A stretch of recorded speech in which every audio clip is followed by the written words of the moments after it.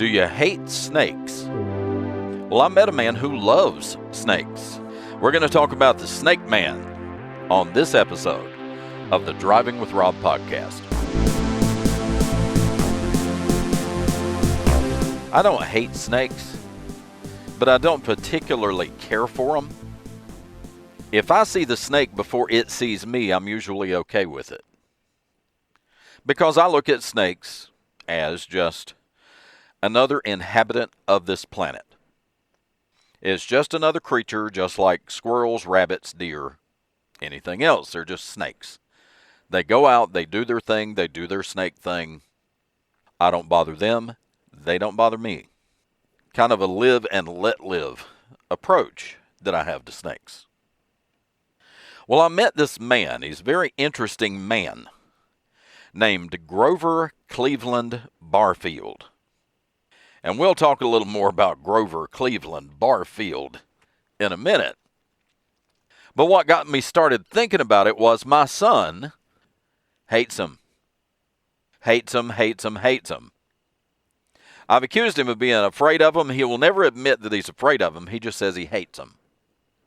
And we had a snake in our driveway one day while I was at work when James was still living at home. James says, I killed a snake in the driveway. When you come home from work, I want you to look at it. Tell me what kind of snake it is. So I came home from work. There was the snake still in the driveway. Wasn't a terribly big snake. It was about 2 feet long. And I said, James, this is just a black snake. Just a common black rat snake. He said, I don't really care what kind of snake it was. I was just curious. Well, knowing James, I knew he did not get very close to this snake. And I said, what did you shoot this snake with? He said, my 9mm. I said, how many times did you shoot? He said, 5. Well, I looked at the snake. I said, well, there's 3 bullet holes in this snake. And marks on the driveway where he had almost hit it with the other 2 shots. Now, knowing that my boy didn't get any closer to this snake than he had to, I figure he was a minimum of 20 feet away. And he shot something and hit it 3 times. And this thing wasn't as big around as a garden hose. And he hit it 3 out of 5 times. From 20 feet, I said, that's good shooting. But James hates snakes. And that's part of the reason that I have a hard time getting James to help me do electrical work, because I made the mistake of telling him about seeing snakes in people's crawl spaces when I was crawling under the house to pull wire. But anyway, back on with the Snake Man. We have a fireplace insert, and we use that primarily for our heat source in the wintertime. So as most people who have wood stoves of some type or another will tell you, you have to go out and cut wood. Well, my wife told me that a lady she works with said that they had cut a tree down and wanted to know if I wanted the wood from it. And they said it's an oak tree, and her husband said it was really good wood for somebody who has a fireplace. And I said, yeah, we'll definitely come and get it. So we went over there to cut up this tree. He said he would take care of the limbs and stuff, but we could go ahead and saw the tree up for firewood, and he would be just glad to get it out of his yard. I said, no problem. So we go over there. Well, while we're over there getting out the chainsaws, preparing to cut this tree, Bill's next door neighbor comes over, and he's wearing this t-shirt that says the only good snake is a live snake. And I said, that's an interesting t-shirt. And he said, well, I am known as the Snake Man of Gaston County. And I said, oh, really? And he introduced himself and actually gave me a business card. The man's name is Grover Cleveland Barfield. Grover Cleveland Barfield is the director of the Carolina Reptile Rescue and Education Center in Gaston County. And Grover has been on TV several times whenever there's an unusually large snake that is found somewhere in the greater Charlotte metro area. They'll call Grover to come out and say a few words about it, and they'll get some video of Grover talking about snakes. Because if you needed to identify a snake, you didn't know what kind of snake you had, and you didn't want to kill it, or if you just wanted someone to come remove the snake for you, Grover is your man. And he gives lectures at schools. He gives talks at the Shield Museum in Gastonia. But he is the snake man of Gaston County. Well, while we're standing there about to cut up some firewood, he's telling me about his work with snakes. And one of the few people in North Carolina who works primarily with poisonous snakes.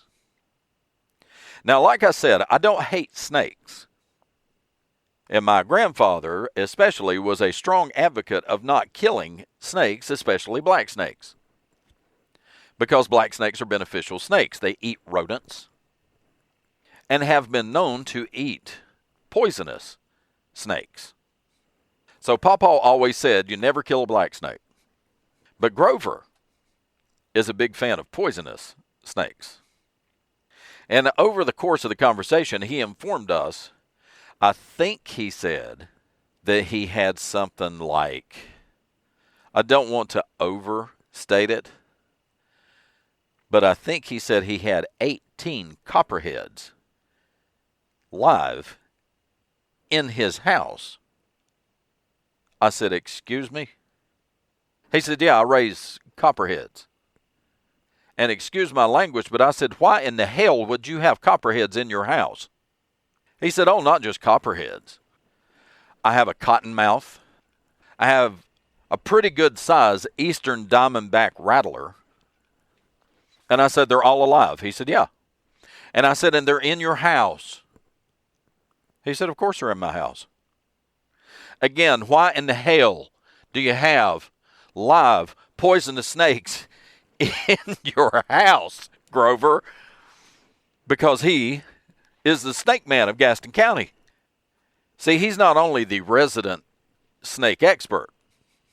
He said the reason that he keeps copperheads is because apparently copperhead antivenom has a very short shelf life. You can only keep copperhead antivenom for so long, even in a refrigerator. So he said a lot of the places, poison control, hospitals, stuff like that, have a hard time keeping it in stock because you have to throw it out after whatever amount of time it is. So he said it's actually easier to just keep the snakes alive, and then you milk them for their venom as needed. And he said a lot of places that do anti-venom for hospitals prefer to have the live snake because the venom is fresh. So he raises snakes to sell to other people, not just snakes. Copperheads, probably the most common poisonous snake in North Carolina, copperheads. This is what the man has living in his house. Then he says, you want to see them? Well, I had the same reaction that you just did. But being the adventurous type, I said, yeah, I'd like to see them. So we go in through his basement. And I don't remember for sure if it's just my imagination or if I actually remembered a door that said snake room. But it was all sealed up so that if they got loose, theoretically, they couldn't get out of this room. So I go in this room with all these aquariums full of poisonous snakes.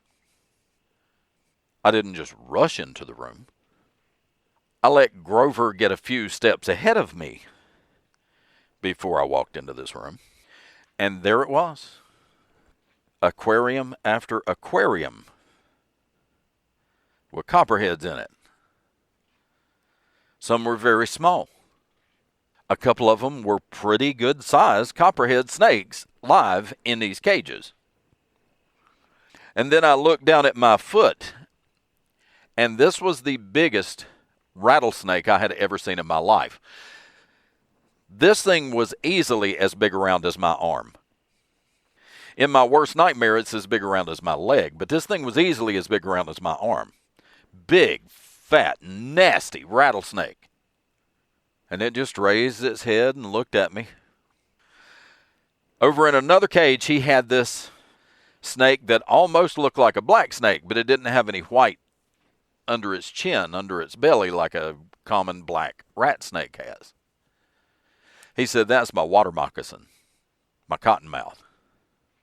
Well, then he shows me the other section of the snake room where he's also raising mice and rats, because you got to feed the snakes, and they prefer live mice and rats.